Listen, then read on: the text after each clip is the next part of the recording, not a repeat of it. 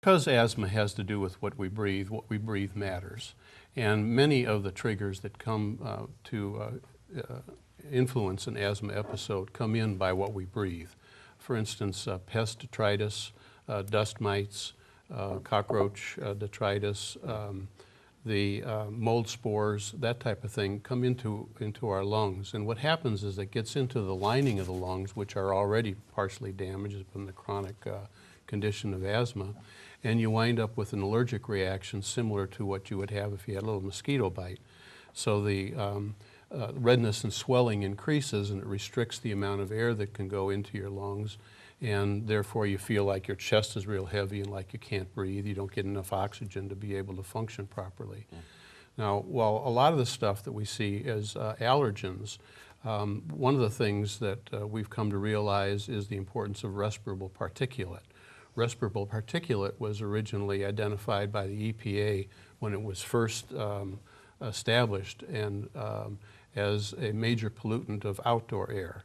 And they're particularly concerned about the size of the particles that can go down into the air sacs of your lungs where you're exchanging the oxygen.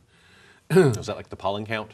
Well, the pollen is pretty good size. It's part of it. It's much larger. It doesn't actually get down. It would be more of an allergen. Okay. It doesn't get small enough to get into the air sacs. But there are a lot of particles in the air that are small enough to get down into those air sacs. And when that happens, it tends to clog up and be a problem.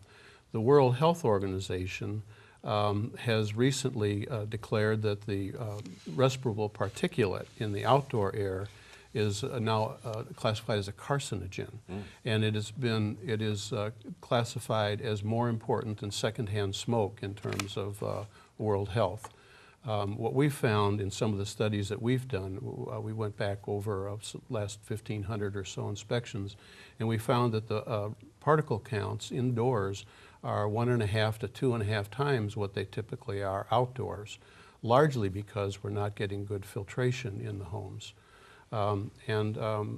While we haven't separated the respirable particulate from the other kinds of particulate, Johns Hopkins has recently done a study that suggested that even the larger particulate is far more consequence than that they originally thought.